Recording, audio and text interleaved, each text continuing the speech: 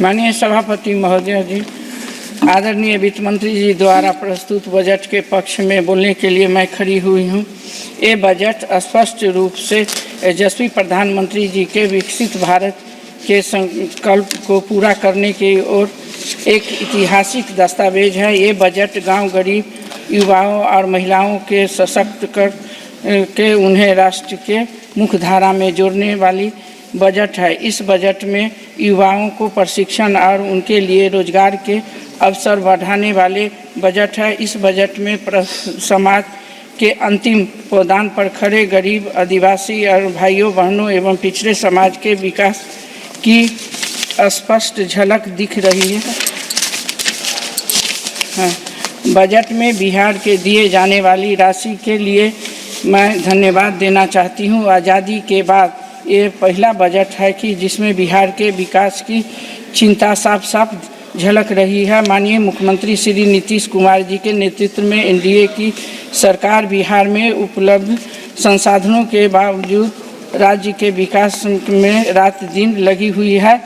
महोदया, हमारे आदरणीय नेता स्वर्गीय रामविलास पासवान जी ने भी रेल मंत्री अथवा इस्पात मंत्री रहते हुए बिहार के विकास में अपना महत्वपूर्ण योगदान दिए हैं। पूर्व रेलवे का मुख्यालय हो या बेतिया का स्टील कारखाना हो, आज भी स्वर्गीय रामविलास पासवान जी की गाथा गा रही है।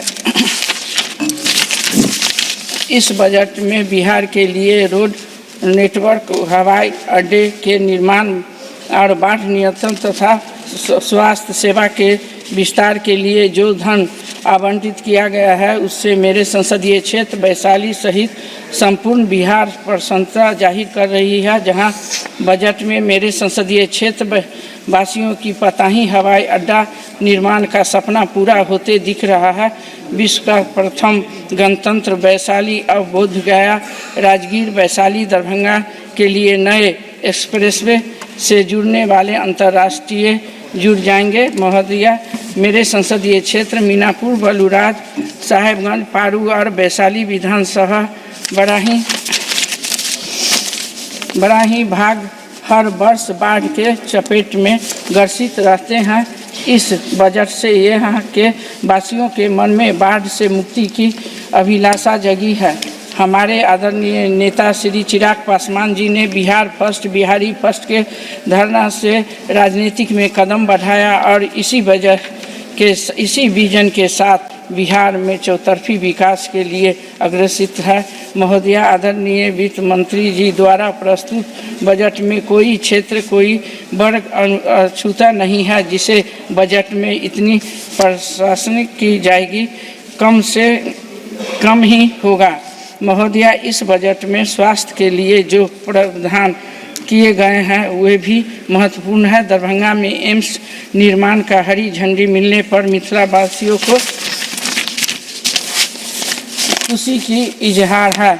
मैं एक बात कहना चाहती हूं कि मैं भी मिथिलांचल की बेटी हूं, इसलिए मैं भी बहुत खुश हूं कि दरभंगा में एम्स की हरी झंडी मिल गई है।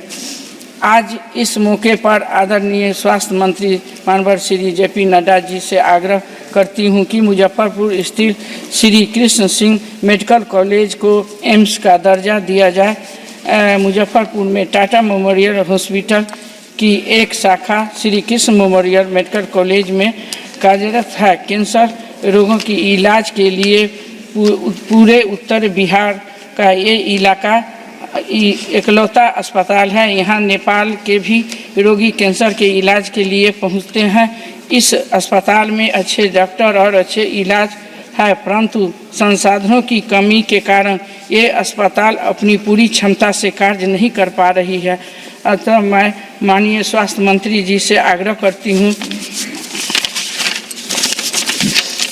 हूँ कि उक्त कैंसर अस्पताल के लिए अलग से निधि की व्यवस्था की जाए। कैंसर में लगने वाले कुछ आवश्यक दवाई की कीमत घटाकर केंद्र सरकार ने अत्यंत प्रशंसनीय कार्य किए हैं, परंतु कैंसर का प्रसार जिस तरह से हो रही है वे गंभीर विषय है। मेरे संसदीय क्षेत्र के अंतर्गत साहेबगंज प्रखंड के कई गांव में कैंसर का ठिकाना बनते जा रहा है। मैं सरकार से मांग करती हूं कि एक केंद्रीय दल भेजकर कैंसर से प्रभावित गांवों की जांच की जाए और आदरणीय प्रधानमंत्री जी ने 70 वर्ष से ऊपर की आयु वाले के लिए 5 लाख का मुफ्त इलाज की घोषणा कर वृद्धजनों के मन में एक उत्साह भरने का कार्य किए हैं। इसके लिए देश भर से वृद्धजनों ने आदरणीय प्रधानमंत्री जी को मन से आशीर्वाद दे रहे हैं। इसी के साथ मैं इस बजट को हृदय से समर्थन करती हूँ। आपने मुझे बोलने का मौका दिया, बहुत बहुत धन्यवाद।